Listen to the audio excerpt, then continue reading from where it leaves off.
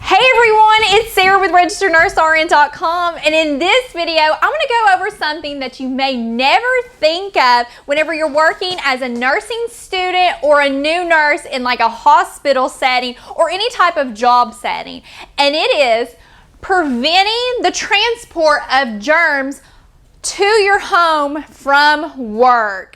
Because at work, especially in a hospital setting, we are coming into contact with some really nasty, potentially dangerous germs that we could easily take home to our family or contaminate ourselves with because we're just not thinking about it.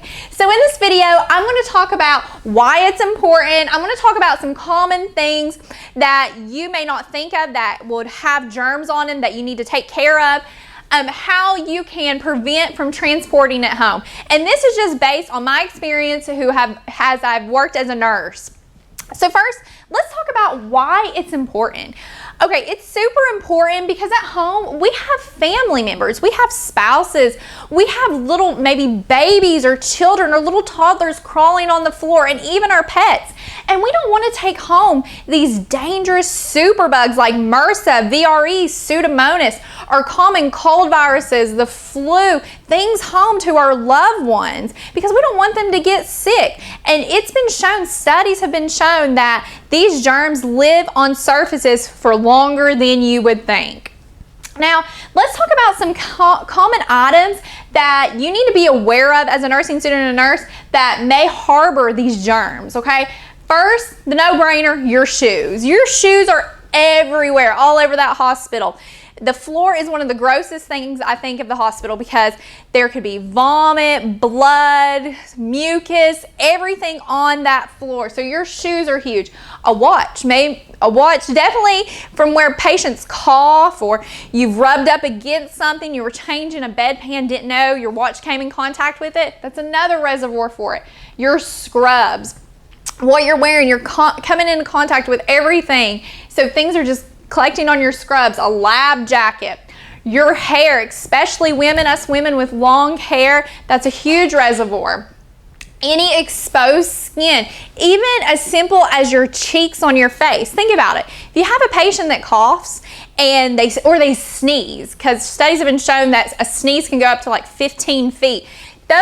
And say they had the flu or you didn't know that they had the flu because no one told you and they were in contact isolation, so they sneeze and you get that on your cheeks, and you go home and you have a child and they kiss you on the cheek. That increases the chances of transferring that flu virus. So any exposed skin. And then last but not least, one place you probably don't ever think of is the floorboard of your car.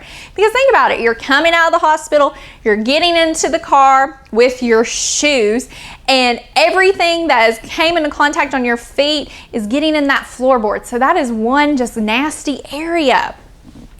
Now, let's talk about how you can prevent this, how you can decrease the chances of taking this stuff home. Because let me give you an example. I had a patient one time, turns out, didn't know at the time, but she was in there for respiratory issues. Turns out that she had viral pneumonia. I ended up somehow taking it home. My husband got it and got a terrible case. It sounded like he had whooping cough, but he coughed and coughed and coughed for several days. Bring it home to him. I ended up getting sick, but I didn't get as sick as him, but I had took it home to him. So we definitely want to prevent this stuff because it happens all the time. Okay, whenever you leave work, you need to take your work shoes and you need to have a designated place. I've heard of people before they even get into their car, they get into their trunk of their car, they have a pair of house shoes that they put on, and then they put their work shoes in a plastic bag and close the trunk. That way they're not contaminating their floorboard or anything like that. But regardless of whatever system you want to make sure that you're not taking those shoes, your work shoes, into the house and walking in the house with those. Especially if you run around with bare feet, you have little children who are crawling on the floor, you want to make sure that those shoes have a special place for them. Like maybe you pull into your garage and you just take those shoes off and just set them at the side. Next, always clean your floorboard weekly with some really strong disinfectant like bleach, just to make sure that you're not going to contaminate yourself or anyone who's going to be messing in that area. Next, whenever you get home, the very first thing that should be on your mind is taking a shower. Because like I said, the exposed skin, you have germs on that skin, especially if you've been taking care of patients who've been sneezing and coughing on you, and you want to go home, you want to wash that off immediately before, which is my next point, before you're hugging or kissing or even eating or anything like that, before you spend time with those family members, because you want to get all that stuff washed off.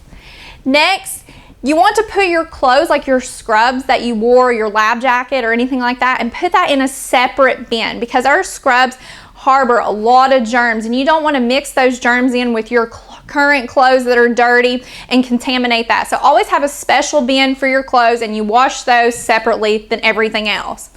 And last but not least, always disinfect your watch and your shoes daily. I know on the unit we have what are called sanitation wipes or Cavi wipes. They're super strong wipes that kill every germ out there. So before you leave work, maybe you want to clean your watch off or clean the bottom of your shoes. And make sure you're doing this weekly to get all that grime and dirt off of there that's contaminated it after a while. So that is some tips on how to prevent transferring germs home. It's something you don't think about, especially as a new nurse, because I didn't, or a nursing student, but that is what I would do. And thank you so much for watching, and please subscribe to my YouTube channel.